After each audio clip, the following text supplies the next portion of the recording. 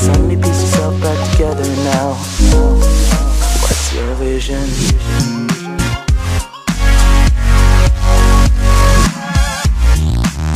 God sets us up for a miracle by orchestrating perfect timing.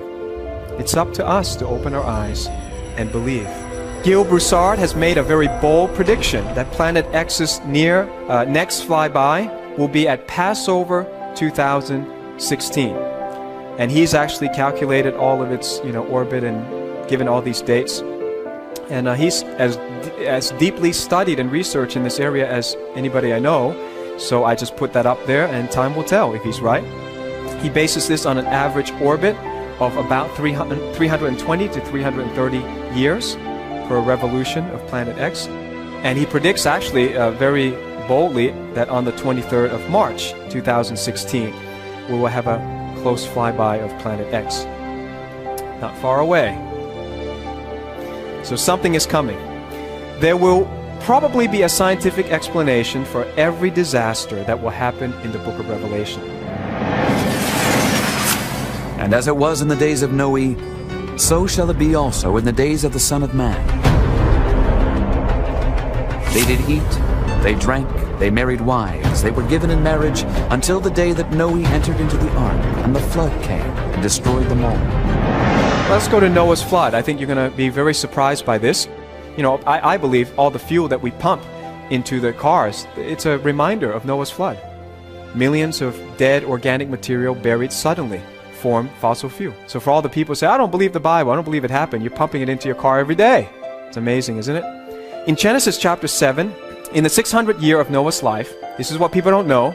They thought it just rained for 40 days. It didn't.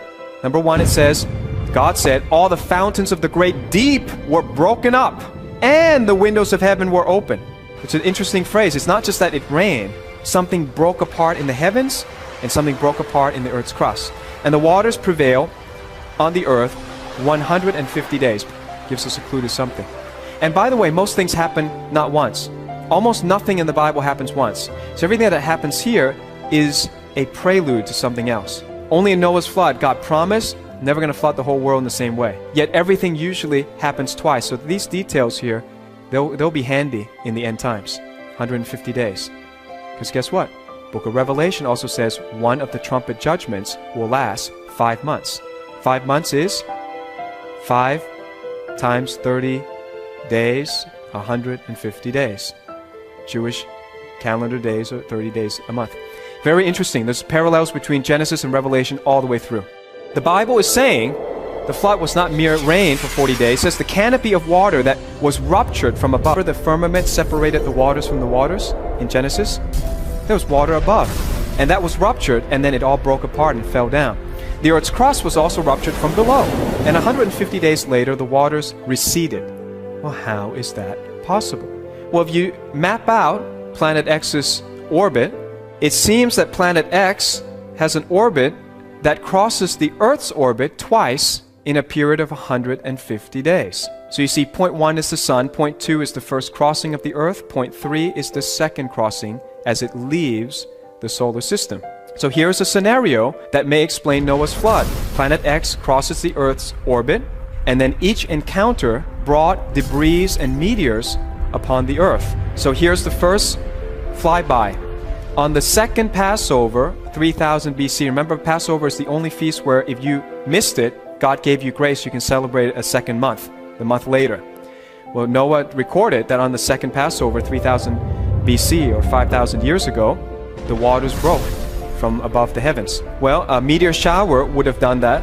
Meteors would have opened the floodgates of heaven, shattering the upper firmament that divided the waters from the waters. Then, 5 months later, it makes a revolution around the sun, comes back, the earth happens to meet on this occasion. The debris of Planet X, once again, as it exits the solar system and the Earth's orbit. And so this is probably what happened. 150 days later, a second flyby of Planet X drags a 110-mile wide asteroid into a collision course with Earth. And there's a reason why we have quite an exact figure on the size of this asteroid or this meteor, but we have to say asteroid because it's so big. Here's a moment of impact. A scientist calculated at a trajectory of 22, or an angle of 22 degrees. There's the moment of impact. It would have sent shock waves into the Earth's core and all throughout the Earth. That would have ejected some of the Earth's crust, leaving basins of for water to recede into, which today forms our oceans. Now, science always denies catastrophic events until catastrophic events happen. Did you know that last week an earthquake, 7.7 earthquake in Pakistan, created an island like that? If you don't know, just go on the news and see it. They always say over millions and millions and millions of years, and yet on the news, turn it on, boom, an island just got created. In the same way, something suddenly happened and the waters then receded. Something scientific, something explainable had to have happened. A 110-mile diameter meteor or asteroid would have impacted the Earth. Planet X gravitational electric influence would explain the start of Noah's flood. Canopy broke. The end of the flood, a meteor came and then ejected some of the crust, which left basins. It would also explain the tilt of the Earth, without which we wouldn't have seasons. So at the moment of impact, the Earth was pushed 23.5 degrees, which allows for seasons.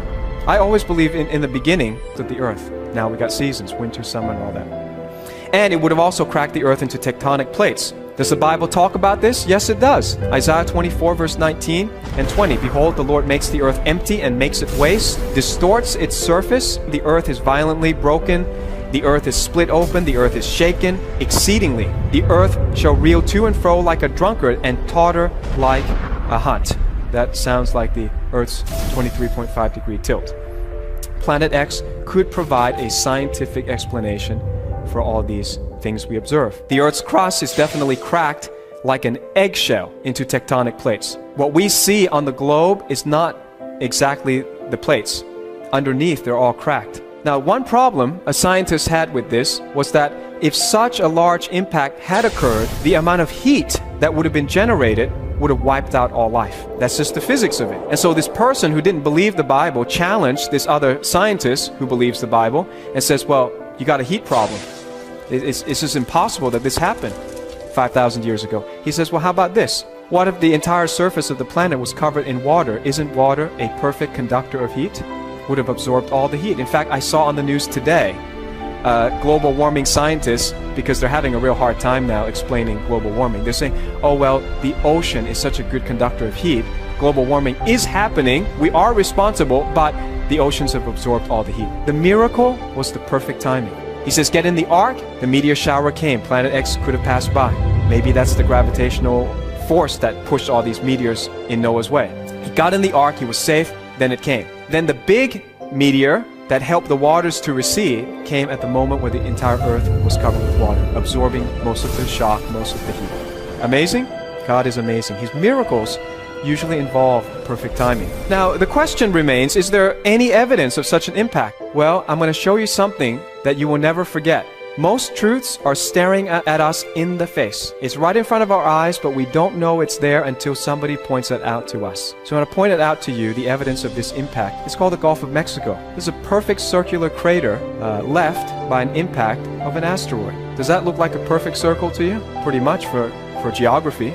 Compare that to the Arizona crater, which is 0.7 mile wide. The Gulf of Mexico's crater is 1,100 miles wide, and we usually calculate that a meteor is 10% the size of the impact crater. That's why we have quite a good idea of how big this thing was that came at the end of Noah's flood, or as the waters receded. What's interesting is if we take pictures subterranean, sub-ocean pictures, we also can see there's a visible landslide under the ocean. Can you see that? At the top of the circle, the land slid into the ocean in the distant past. If this has happened before, this area from Houston to Louisiana to New Orleans is a high-risk area for collapse a second time if there was could be unstable. Also, you know that oil and gas are found in abundance in this area because plant life was buried suddenly by a previous landslide. So 70 to 80% of America's domestic oil and gas flows through the pipelines of this high-risk zone.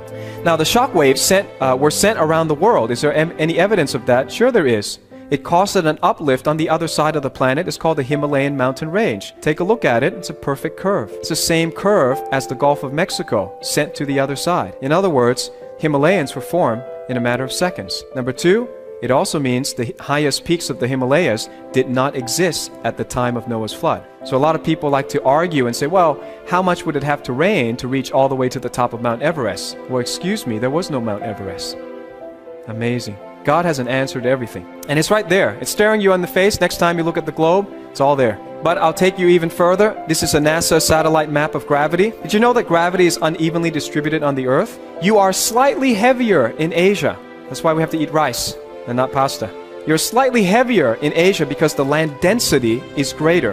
Well, what could have caused that? It indicates pressure wave. Powerful meteor impacting during a total global flood is a logical explanation for this anomaly on our planet. Let's talk about future implications, because that's the part everyone wants to know. What does this matter to me? Revelation is a timeline. Revelation indicates that worse things will happen during the 7-year tribulation. I think that's pretty scary, don't you think? So we don't want to be there for that. We want to believe Jesus now. We want to accept the Savior now. He's giving us warning through all of this prophecy and science. You don't want to be here for this. And there came out of the smoke locusts upon the earth, and unto them was given power, as the scorpions of the earth have power. And it was commanded them that they should not hurt the grass of the earth, neither any green thing, neither any tree, but only those men which have not the seal of God in their foreheads. And to them it was given that they should not kill them, but that they should be tormented 5 months. And their torment was as the torment of a scorpion when he striketh a man. And in those days shall men seek death, and shall not find it, and shall desire to die, and death shall flee from them.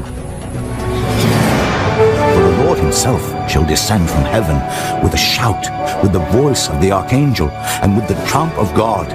And the dead in Christ shall rise first. Then we, which are alive and remain, shall be caught up together with them in the clouds to meet the Lord in the air. And so shall we ever be with the Lord.